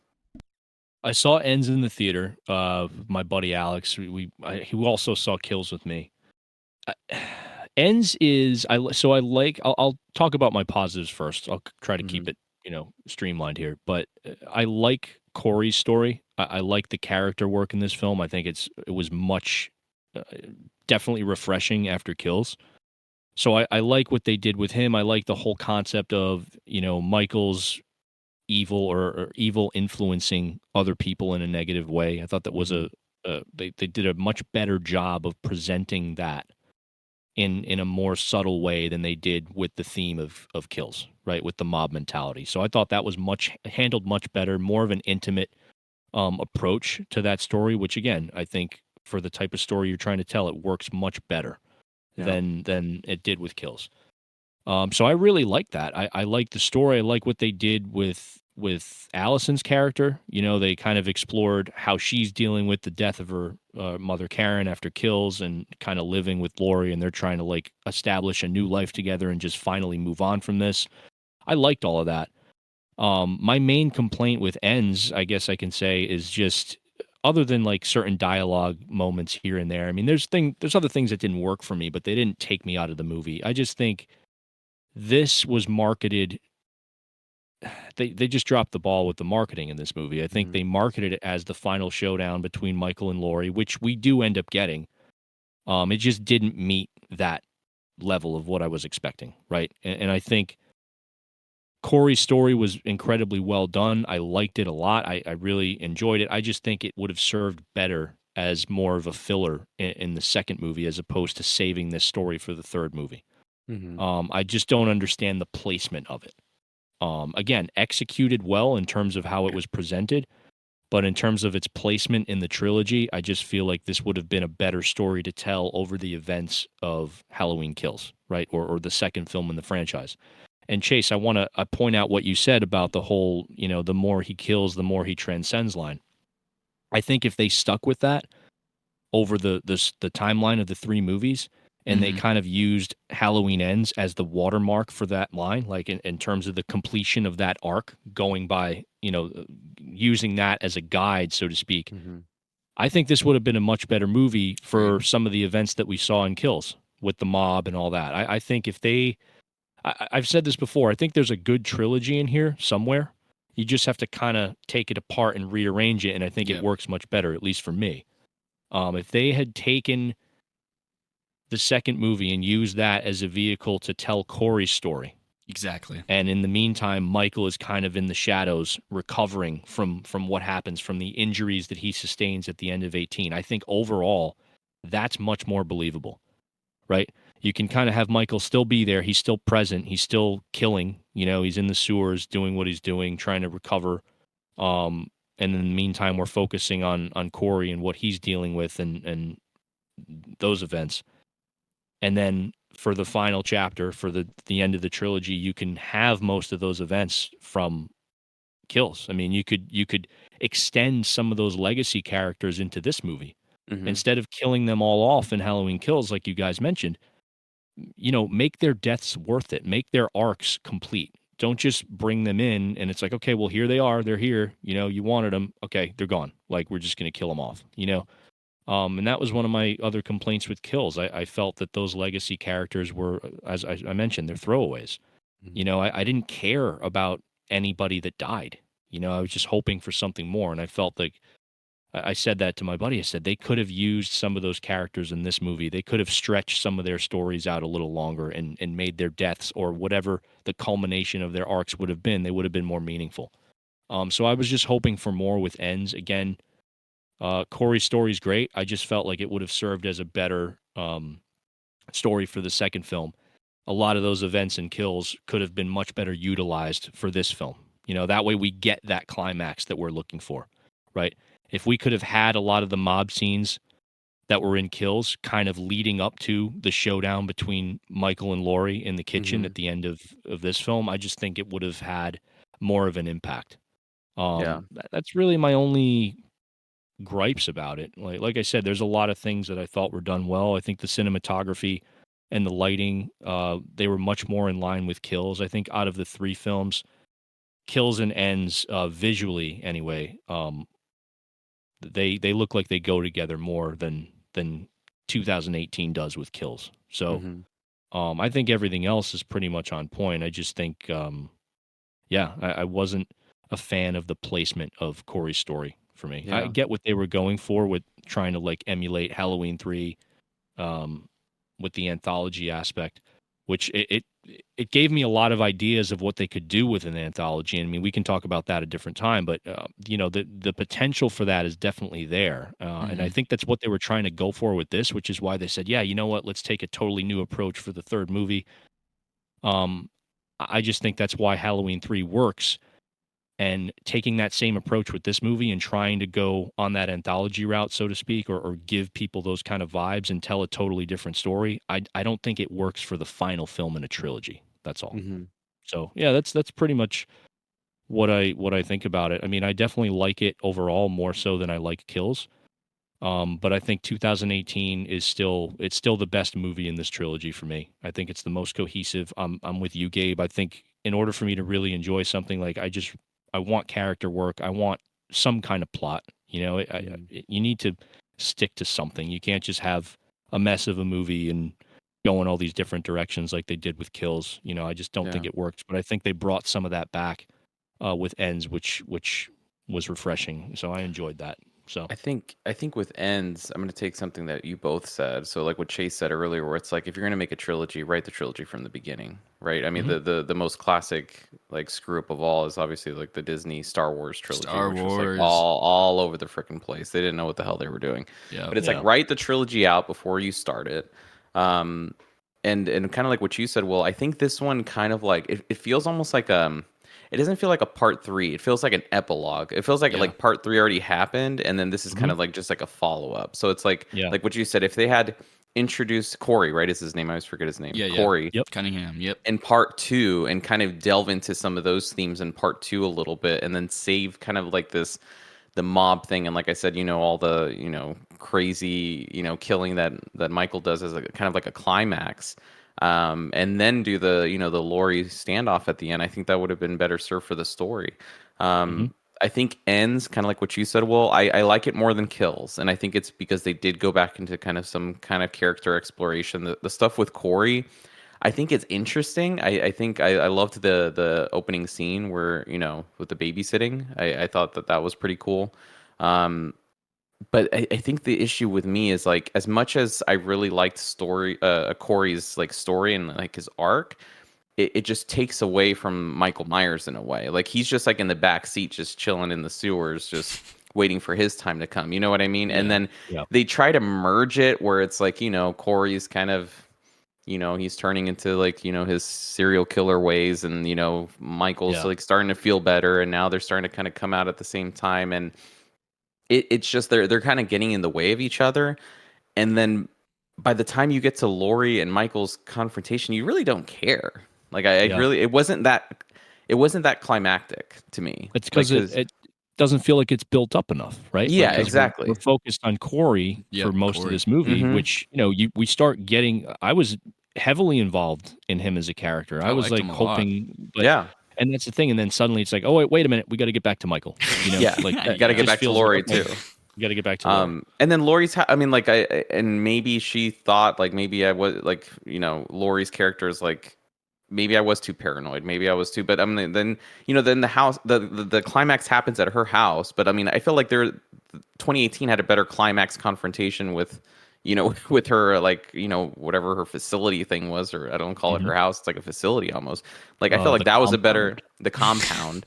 I feel like that was a better confrontation than obviously the end of the trilogy. So it's just like I think you both hit the nail on the head. I don't think they didn't know what they were doing from the get-go in terms of the trilogy with the plot, and I think that the plot elements just got like scattered everywhere. Like you have like climax, part 3 stuff in Kills, and then you have like this epilogue stuff in Ends, which really doesn't do anything, but then you do get some character exploration. So it's definitely better than Kills in my opinion, but it's very I think what keeps me from enjoying it is just it's very anticlimactic. Like there is no climax to me in this movie. Like even at the end when like he does die, so to speak, it's kind of like it's drawn out. You know what I mean? Like especially with the crowd carrying his body and then putting him through that Yeah, that was so wasn't a fan of that. goofy. Yeah, and like you have the police officers just letting it happen. Like no one's doing. Like it's just too Real over the quick, top. Does he- isn't there a scene where they're like, "No, this is what has to be done"? Like, the officer, like the sheriff, lieutenant. What I was Yeah. I was just gonna say that. So one of Yeah. the officers is like, "We're not. This is not how we do it." And Sheriff Barker shows up. He's like, "It is tonight." Like, it's so corny. Yeah. Too over the top, and it was just Yeah. kind of dull. It wasn't like a like I said, there's just no climax with the movie, so that's Yeah. my problem with it. I think that David Gordon Green, he definitely, he put his own twist on things, but I feel like he didn't know where he wanted to go thematically and with the plot. I feel like if he did kind of like what Chase said, write it from the beginning and stuck to it, I think then you would have had a much more cohesive trilogy. But that's not what happened. So Ends Can I falls mention in the something? middle. Yeah. Go ahead. In David Gordon Green's defense, he was a co-writer on Ends. I know him and McBride wrote 2018. I don't know if they had more writers on Kills and Ends. I think there was one other writer, if I'm remembering. There was correctly. somebody when I was searching it earlier when I brought that up. I'll go back and look, but there was somebody that went back and did script rewrites. Scott on Kills. Teams. Yep, Scott Teams. Teams. It was Teams. Scott That's him. Teams. Yep. Okay. Exactly. Can I throw something at you guys? So because you guys, we talked about the scene with the other patient who ends up jumping off the ledge, like he jumps out the window. What if they saved that for Ends, but instead of that other patient, that's what happened to Corey, right? Like I feel like they could have played up that angle. Sure, and the mob could have gone after Corey, thinking that he's Michael, right? And then he ends up getting killed. Like I just thought of that when we were talking about it. Like that would have been it would have been not only a great culmination to Corey's arc, but it would have been much more believable because you have this kid that's like affected by the events that happened, when he kills the kid or accidentally kills the kid, I should say. And then he just goes down this dark path and maybe he runs into Michael like he does in Ends, right? That stays the same. And it ends with him, killing some of the people that he's killed. And then the mob goes after him, assuming he's Michael. I think that would have worked really well if they saved that for the third movie or again, rearranged it in a way that would make it work. But that idea is I think that's a great idea. And it's like what we said. It's just, if you're looking at this as a story arc, it's like it's all scrambled, right? And it's just like you're not really getting a cohesive story, and it's just all over the place. You don't get the climax where it's supposed to be. You don't really get any character development in the second one, which is where you should be developing the story in the second installment and developing those characters. And it's like, no, we're going to save that for the third one when it's almost over. So it just doesn't make sense. So, but as a film, I think it is more well put together than Kills was. I think you do have like more character development. You have more story to go off of. It's just anticlimactic to me and didn't give me the payoff that I wanted. So it's in the middle of the trilogy for me. I don't hate it. I don't love it. I'm just kind of like mixed feelings about it. Chase, what about you, man?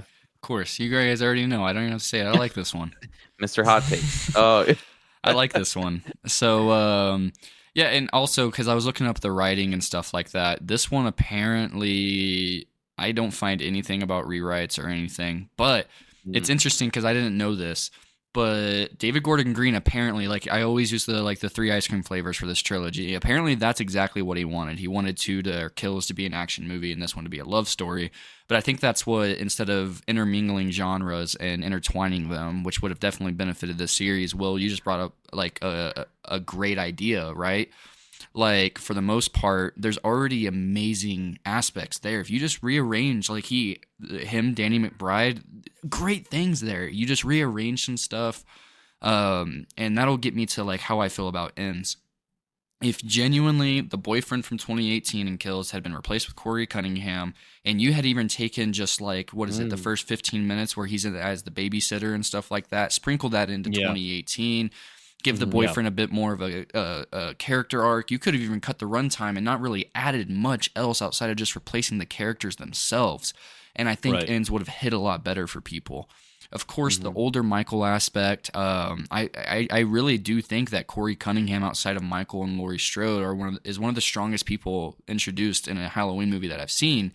It's just they forced me to care about him. When you had a whole trilogy to get me to care about him, you wanted me to care about Laurie's granddaughter's boyfriend in the first two, he was the Yeah. most annoying person on the entire screen every single time he showed up. You know, if you had Corey Cunningham done this, and this, you would have had a much more fruitful story. So then whenever you said 4 years later, or even just articulated some things better, I kind of like the weaker Michael, but also with everything that was established in Kills, it makes zero sense, you know, to have the weaker Michael, because technically he should be omnipotent at this damn near point. He should be a god with how many people he killed, and with that line in the first or in the second one, he shouldn't wounds like. Correct me if I'm wrong, Will, but like just going back to some of the other ones and like how things are established, like he's referred to as the shape because he's not human, right? Like it's alluded to in the later ones, and I know it's only going off the original, and it never really builds off of that. But essentially, the other ones make him seem like he's a demon that can't be killed, right? Like, I mean, he's just not human. So in this aspect, whenever you give us that line in the second one, and then you essentially get a dying Michael Myers, but also at the same time, the more he goes and kills with Corey, you can notice he starts getting stronger again. There's a whole scene in the sewer there too, like when he, I think it's the cop, right? That, like, one of Allison's like ex-boyfriends, the Mulaney guy. Officer Mulaney, I think. He's trying to follow Corey. He kills him in the sewer, and there's that whole thing where I think because I watched it just last night, and he starts like surging, like he's like, I don't know what it is. He's like getting his life force or whatever, but like Michael, like he's reacting to him killing him, you know, and it's like he's like remembering, like, yeah, this is what it feels like to kill. Like it's almost like whatever you want to call it, whether it's an adrenaline rush or whatever it is that he's getting out of it. I mean, yeah, they have like a whole moment that focuses on that there. So yeah, that's definitely part of their explanation for that, right? With the killing and transcending the more he kills. So, and I even just thought of this, as strong as 2018 was, if like some parts of this, like let's say Michael wasn't in 2018, wasn't inside the prison yard and stuff like that.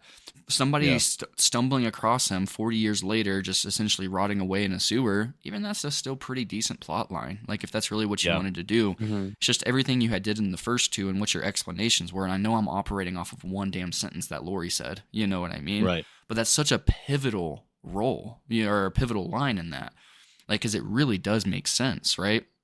Yeah. I can't go on enough about how much I like Corey. Of course, there were things that could have been done differently. I think he's a very strong character that just needed the trilogy, not one movie, to be built on for me to care more for what happens. It's just like you guys said, like here's Michael, and I'm a little bit different, but agree with the final one because you have because this one's 4 years later. So whenever it comes to everything, the way that it operates and works, like when he essentially is christened on that table, or crucified, my bad. He's crucified on that table. You know, he gets one hand like this, I believe, with a butcher knife, and then another one with like some type of pokey object on like the wooden table in the kitchen. I think it's another knife. Oh, so it's two knives, yeah. So because doesn't he break? No, I might be thinking of a different movie. I don't think. Yeah, he breaks one. the right hand to like choke her. Yeah, like when he's like almost out. You know. Yeah, I thought that was decent because like. The way that it came off as much better as it could have been. I thought it was decent enough because you had two aging people. Lori, not as much, you know, but she did have her wounds, but that's never talked about in this one. I don't believe there's a single line about how she recovered from the hospital and everything. I don't think they even talk about that. But I do got to mention something goofy. So when it comes to Laurie Strode in that grocery store scene, they should have just taken that out whenever it comes like, look what you did and this and that. It's like, she didn't choose to be attacked by Michael Myers. She didn't choose to, you know what I mean? Like, of course, it ended up being the grander scheme of the community, which is his whole trilogy's plot line, essentially, right? It's just, I just found that goofy. Like, and I get it. A lot of people like to victimize and blame other people, even if they consciously know it's not necessarily their fault. She can't help that her brother wants to kill her. You know what I mean? Yeah. Like, it's a force of nature at that point. Like, he ain't her brother, bro. Oh, and this, yeah. So it's they took that away. Yeah, they took that away in this one, right? Yeah, because that was established in part 2, I think. Really? 18, they actually make a joke. I think it's like whoever the blonde girl is that's babysitting, like the Julian in the first one, in 2018. They make like what is it? Her boyfriend who also ends up dying. He's like, oh, didn't he like? Isn't he your brother or something? And they're like, no, that's just a bunch of stuff. I remember that when they're just like walking on the street. Yeah. Yeah. Really, that one? See, that this trilogy is full of that. That like I didn't even pick that up, but of course I'm over here remember talking that, about an yeah. entire movie about, you know what I mean, is explained with that one sentence by Lori. I honestly, I think that's a dumb takeaway. Minus half star to kills now. No, I'm just kidding. No, but what you said is perfect. I think that line, like again, I don't think a lot of people, like you said, they just didn't pay enough attention to that line. I Like, zoned out. I was the more he just so transcends. zoned out in that movie just because I just wasn't enjoying it. You were That by the time asleep. Lori's talking, no, man, I don't fall asleep during movies, especially if I'm in the movie theater. But it's like, I was just like, I didn't care. I just like, Lori's talking in the hospital. I'm like, you're not out and about. You're just in the hospital. So I'm just like zoned out. I need to rewatch it probably, but Probably not. I don't think it's gonna happen anytime soon for Halloween.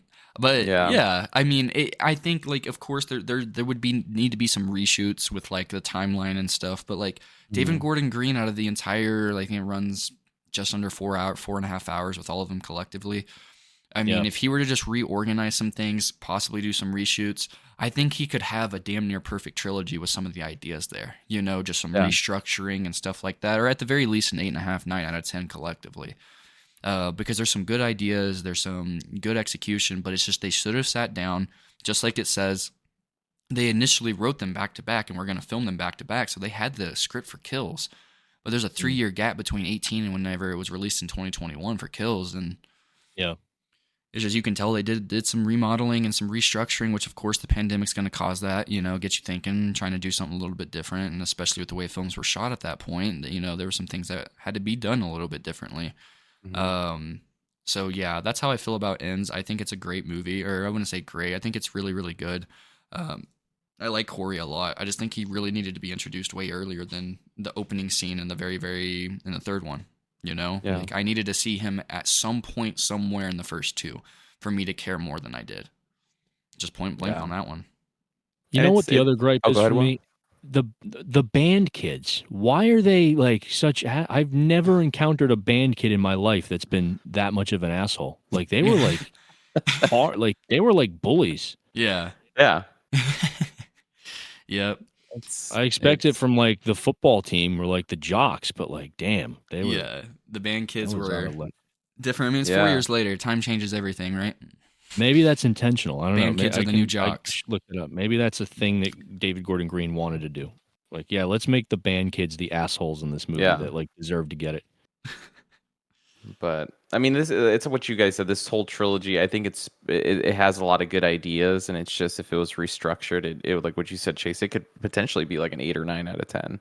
It's just the idea, and I think that's what's frustrating about it. It's like the ideas are there, they're like in plain sight, but it's because they didn't write it all in one take this is what you get. And I think studios need to pay attention to that. You know what I mean? After Star Wars, after this, and potentially now with like Exorcist, Believer, it's like, I know you guys didn't write that trilogy out. You just did that one movie, and now you're shooting yourself in the foot with like whatever you're going to do for the second installment. So I think that they really need to learn, like, write it out. Pull a Lord of the Rings if you can, and just write everything out and get it done.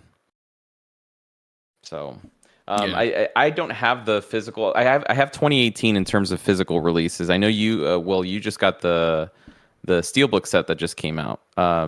I don't know if you want to talk about that a little bit. And I was tempted. I was bringing this up to you guys earlier. I was tempted to buy that Steelbook set just because it looks really fucking badass. It looks cool. Does, I think it looks really, really cool. And it's just, oh man, those. Do you have them handy?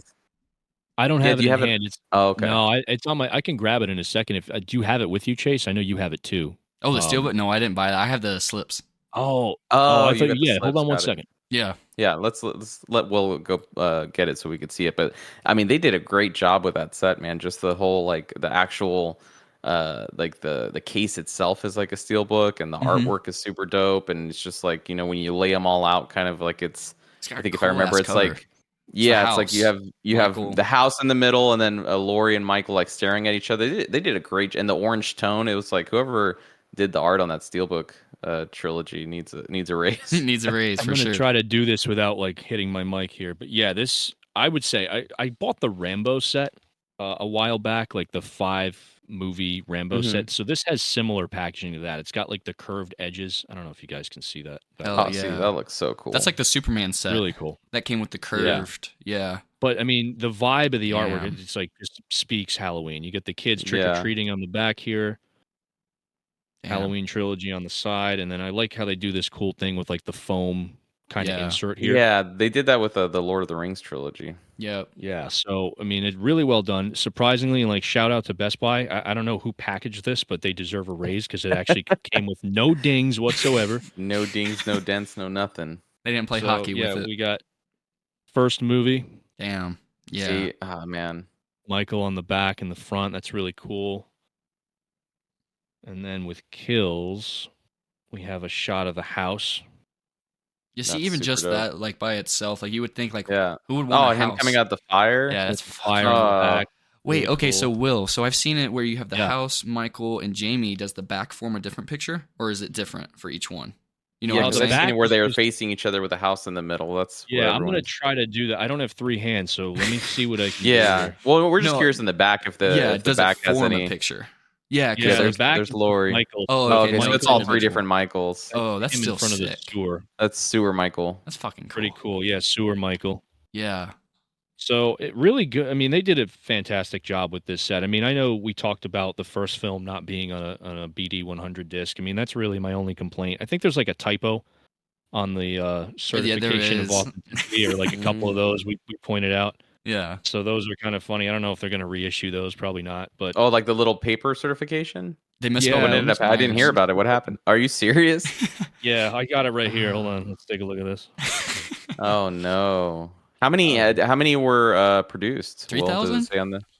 No, it's so 5,325. This says. That's so exact. So I I have have a feeling number- that this could be on Oh, clearance. Who knows? I have Oh, number three. You had a low 3, one. Yeah, 363. 363.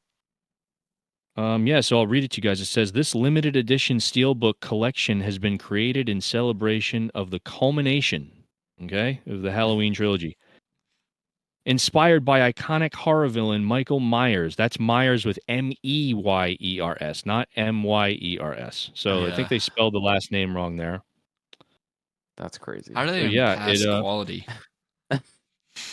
I don't know how well you guys can even see this. Oh, I can see it perfect Probably- on mine. At least. Yeah. Probably. Yeah, Huge. right there. Yeah. Includes. Yep. That's Yeah. crazy. It includes all 3 movies, folks. So Yeah. But- and cued. So there's two And typos cued. there.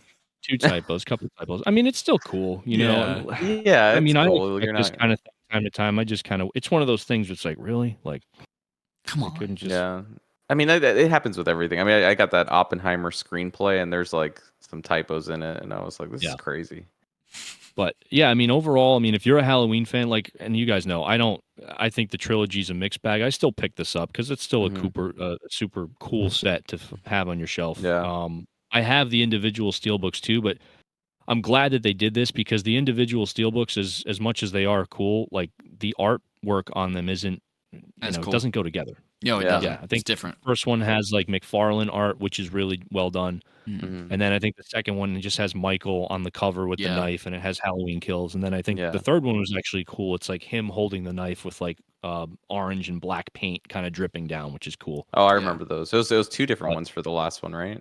Yeah. Yeah, Yeah. I think for the I forget what the Yeah, other one was. I Lori. think It was Lori. I think it was like Yeah, right, Lulu or Lori. something. Yeah, but again, they don't go with the other movies. They're all kind of separate art. So I'm Yeah. glad that they kind of did the box for people that want. Plus, it looks glossy. Is it like glossy? It's not like matted. It looks like the artwork. Yeah, no, it's glossy.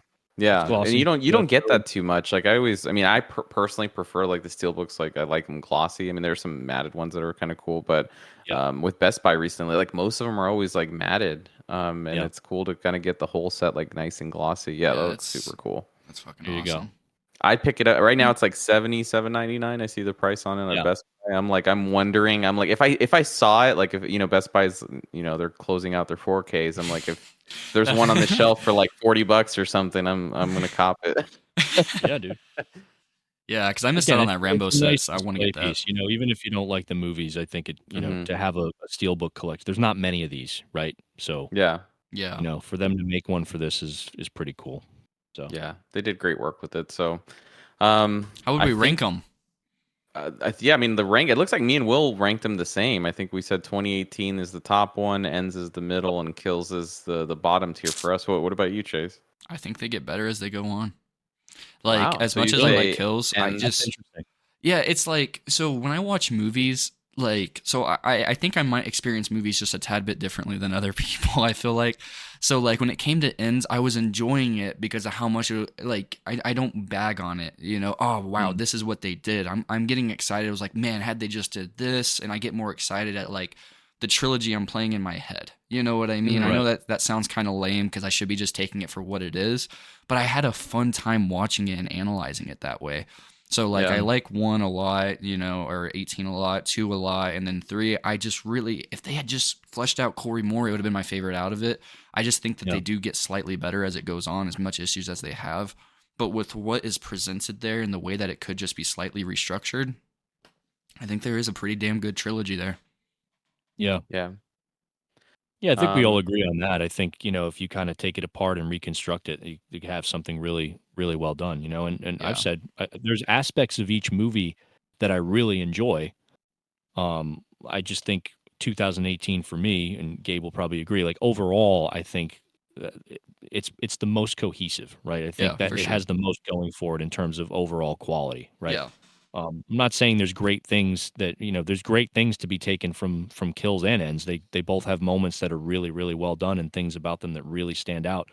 And again, I mean, shout out to David Gordon Green for like having the balls to like be creative and take a different direction with the third movie. I don't think that's said enough, and mhm. he got a lot of Agreed. like unnecessary flack from people for that movie. And we got to understand it's like his vision and what he felt was the best course of action and like where he wanted to take it. And we have to at least respect him for trying to do something different. Right. Yeah. And there are a lot of moments where you can tell there was a lot of attention to detail. So we have to shout that out because I Absolutely. think at the end of the day, he is a fan of the original movie. And like for him to Mm-hmm. like advocate for bringing Carpenter back into the fold. He wanted him there to be a part of that. So you can tell that he cares about the characters and the material that he's trying to work with. So Yeah. And Yeah, when you absolutely. compare it to the like I said, the other sequels that we've had, you know what I mean? Like we're kind of like critiquing this within its own, space as a Yeah. trilogy, but when you compare it to other installments, I mean, he knocks it out of the park when you compare to other Yeah, installments. for sure. It's Absolutely. like yeah, so we got to give him credit where credit's due. I don't want to like bag on the guy. I think he's obviously passionate about it. And that passion you can definitely see it, and I think he followed through with the vision that he had with it. You know what I mean? And I'll give him credit for that, even though I know Kills and Ends kind of like were mid for me. They weren't the best, but I think that compared to the other Halloween installments that we've had, it's definitely way better. Just wish that passion had carried over to Exorcist Believer. Let's not talk about Exorcist Believer. come on, man, really? You know what? Maybe I should talk crap about David Gordon Green a little bit more. No, I mean I like it. I mean, yeah, to say Yeah. he's not passionate, that was just a fun little jab. Like, I mean, he's a super, super, super passionate guy. Like, Yeah. I think he's one of those people that like what he does is like he won't do it without having some type of attachment to it. Like Mm-hmm. for somebody to even pick up this and say, "Hey, I'm doing a new trilogy." Of course, there would be maybe some up and coming directors that would absolutely froth at the mouth to have the opportunity to direct all 3 installments in a trilogy. Like I know Damien Leone wants to revive Friday the 13th, but for David Gordon Mhm. Green to be already an established director and then being like, he could genuinely have made or broken his career, like if he Yeah. had just absolutely, let's say all 3 of them were bad. Like I know I'm in the minority of liking Kills, and I know there's more people that are more mixed on Ends than people that just generally don't like Kills. Like I'm on the opposite end, and a majority of people like 2018. If all 3 of them have been a mixed bag, I think it would have been a lot more lukewarm reception than like kind of the conversation that we're having, where like a lot of people do find the fun and understand like where he was going. But the dude is just filled with passion, Yeah, his 100%. writing, everything. And he, to a degree in the first one, understood the character. So I definitely want to give him props on that one. Because and he's also clearly, with everything I've been reading, like clearly a mega John Carpenter fan. Like even Halloween aside, he just looks up to him. And Parts of Christine even influenced Halloween Kills and Halloween Ends, which I mean, I'm trying to Mhm. think about that. Like, I can think some of it, but the dude's just a massive Carpenter fan, and I appreciate that. Yeah. Passion is definitely there. Yeah. 100%. Absolutely. And I think that's going to wrap things up, guys. I know this is coming out on Halloween, so we want to wish everybody a very, very happy and safe Halloween. And we appreciate you guys for listening. Thank you, everybody. Evil dies tonight. Well, that was a bitch, but now it's done.